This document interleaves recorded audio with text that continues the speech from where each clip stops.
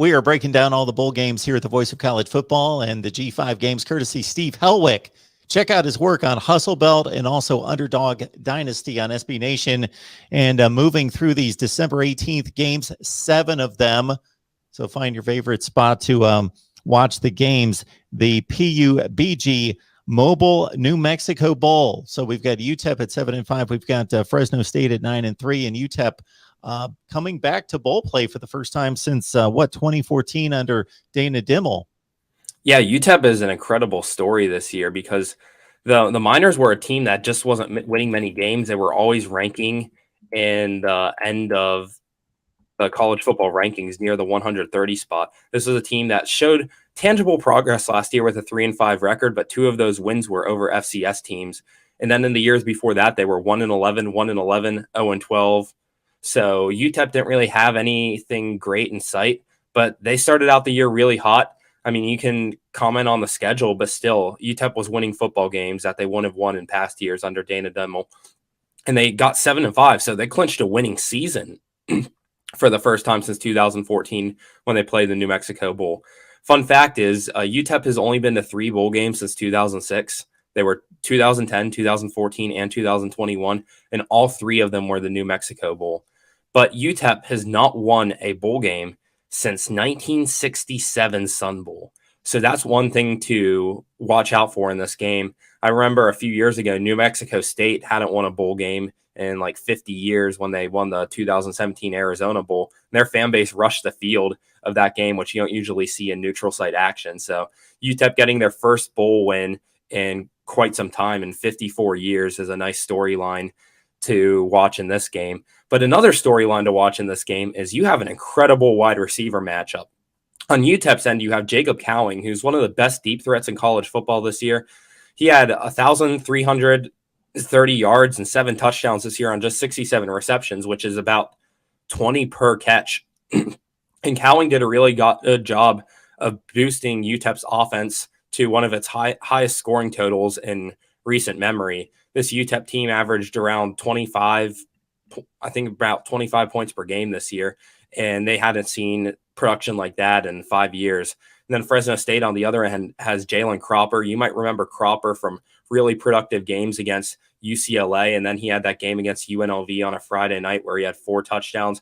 Cropper this year led Fresno State in receiving with 827 yards and 11 touchdowns. And he could possibly have his quarterback back with him. So there was a transfer, this week with Fresno State's quarterback, Jake Haener, where he was going to follow his head coach, Kalen DeBoer, to Washington. So Fresno State's going to be without their head coach in this game. They're going to use their run game coordinator, Lee Marks, as the head coach. But Jake Haener might actually be back because Fresno State hired Jeff Tedford, their head coach, who resigned after the 2019 season due to health issues.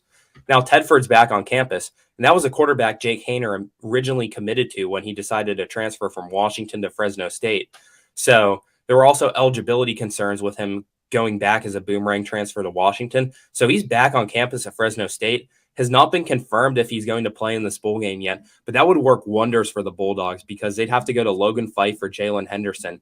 And those two combined for 100 yards and 21 passing attempts this year, while Jake Haener had Heisman candidate kind of written on him in those early season games when he took down UCLA despite battling through an injury all game.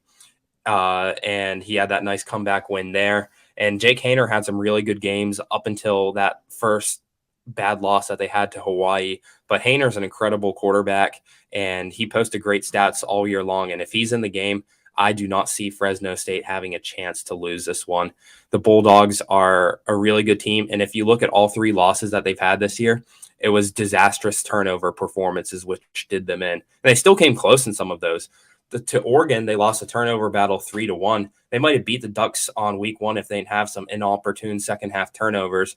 Then they had 6 turnovers against Hawaii in that loss midseason. That was more of a head-scratching loss. And then they had 3 turnovers again in their final loss to Boise State when the Broncos took them down by a sizable margin. So Fresno State, as long as they keep the ball in their hands, they should be in pretty good shape for this game.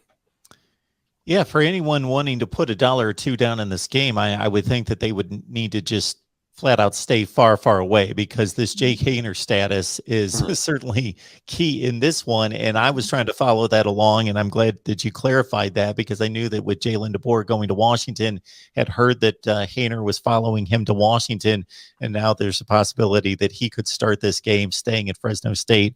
And we're talking about a guy that quarterbacked the 9th ranked passing offense in the country. So that's huge right there. So it's Fresno State taking on Utep, and the Miners a huge underdog coming into this one at 7-5 against the Bulldogs at 9-3.